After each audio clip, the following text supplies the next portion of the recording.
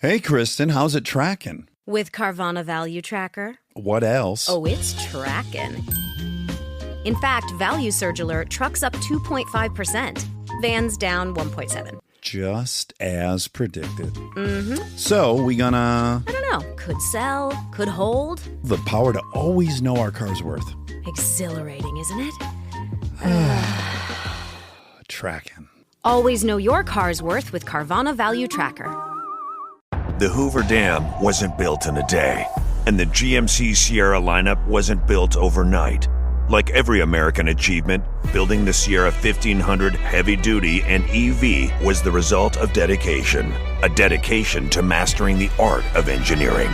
That's what this country has done for 250 years, and what GMC has done for over 100. We are professional grade. Visit GMC.com to learn more. Assembled in Flint and Hamtramck, Michigan, and Fort Wayne, Indiana of U.S. and globally sourced parts. This is Optimal Work Daily. Just because nobody is doing it is not a reason to launch, by Dr. Jeff Cornwall of drjeffcornwall.com. I've got a great idea for a business.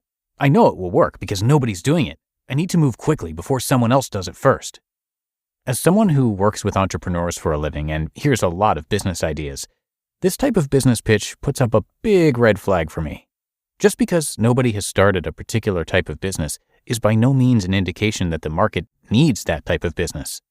When starting a new business, it's always best to start with a clear and compelling need in the market, not with a great idea for some product or service for which there may or may not be customers ready to purchase. In many ways, starting a business that already has competitors in the market can actually be an advantage. That is why businesses tend to cluster together. Where's a good place to start a new gas station? On a corner that already has 3 gas stations. People already go to that location to buy their gas. Where is a good place to start a restaurant? In an area with other restaurants where people are already going when they want to dine out. By pursuing a strategy of going into an existing market, your goal is to do things better, faster, and/or cheaper. So being visible with the competition so the market can see that you offer advantages helps bring in customers. When you start a business based on a completely new idea, attracting customers is a costly and time-consuming process. First, you will need to educate the market about what your product or service is and the benefits it offers. This will generally require extensive advertising, which can be quite expensive. And if you try to do it without advertising, you are faced with a long, slow process of building word of mouth. Either way, you will need to have a substantial budget. Next, once you have the attention of the market, you need to convince people that they actually have a need for your product or service. And again, it will take time and money to accomplish this. A great example of all this comes from the .com era. Pets.com argued to investors that they had come up with a great idea. They were going to sell pet food over the internet. Nobody else was doing it, so with an aggressive advertising budget, they could capture and dominate this market. They convinced investors and ran very expensive ads for their new concept during the Super Bowl. The company and its investors soon found out that there were 2 very important reasons nobody was selling pet food over the internet. First, nobody wants to buy dog food over the internet, as it tends to be an impulse item. Hey, we're out of dog food, so we better go pick some up. And second, it ended up being just too expensive to ship big, bulky bags one at a time to each customer's home. Pets.com soon failed. So, if you discover a business idea that nobody else is doing, take your time, do the research, and test the business model to make sure it really is a viable business. Honesty Makes You Stronger, by Dr. Jeff Cornwall of drjeffcornwall.com. Life in the classroom is different than it was just a few years ago. Students have had it drilled into them that during class discussions, above all else, they must not offend.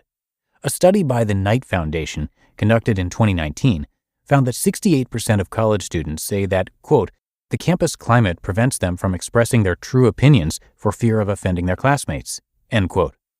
This new ethic makes open and honest conversations in my classes about business ideas and broader discussions about business-related issues difficult to foster. Cold reality of entrepreneurship. The trend of trying not to offend has made preparing young entrepreneurs for the world of, dare I say it, free enterprise problematic. Markets have no feelings. Customers don't worry about trying to not offend a business when choosing not to do business with it. If a competitor does a better job of meeting the needs of the consumer, that is where consumers will spend their money, period. My job has always been to prepare entrepreneurs for this brutal world. I do this by challenging them to get honest feedback from the market about their idea, by teaching them the tools they need to get information, good and bad, to use to improve their business models.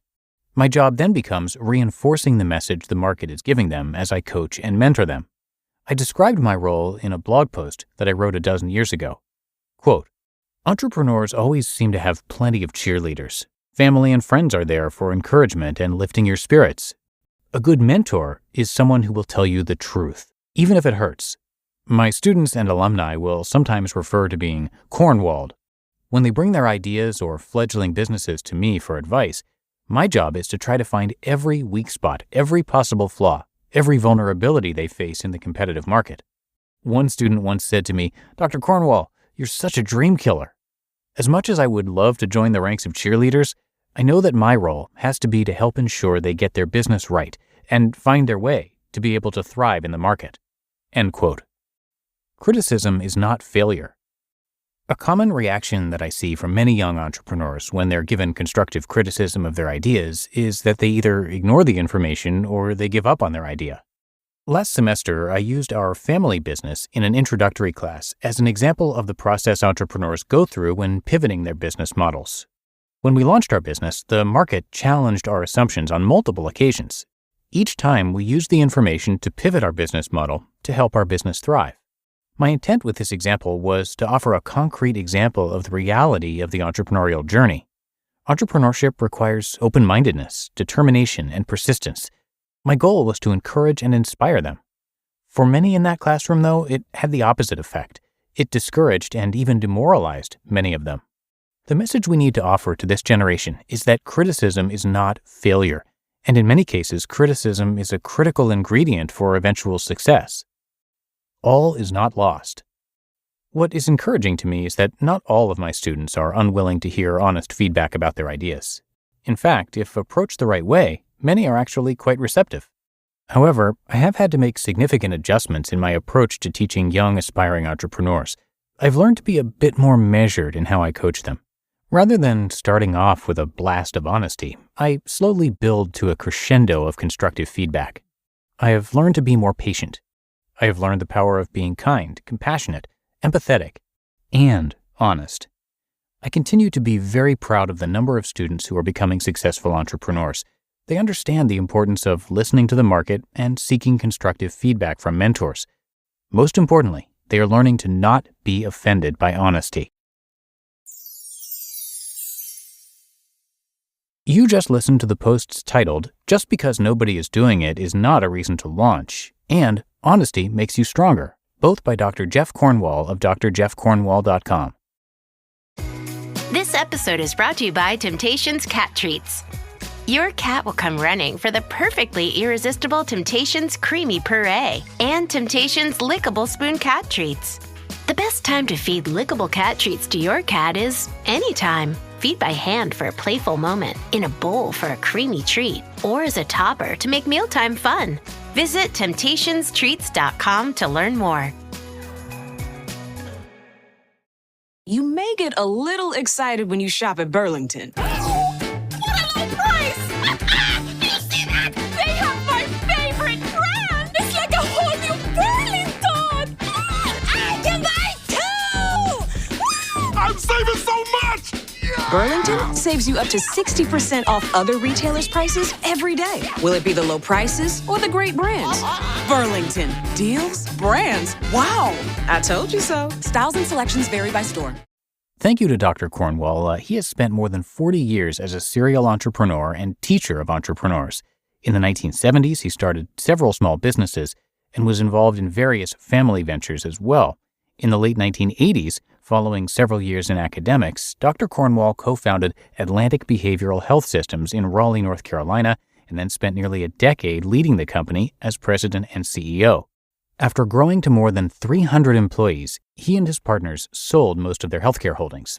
After the sale, Dr. Cornwall decided it was time to return to the classroom to share his experience and knowledge with aspiring entrepreneurs. And Dr. Cornwall remains active as an entrepreneur with the digital content venture he founded in 2014 called Entrepreneurial Mind, LLC.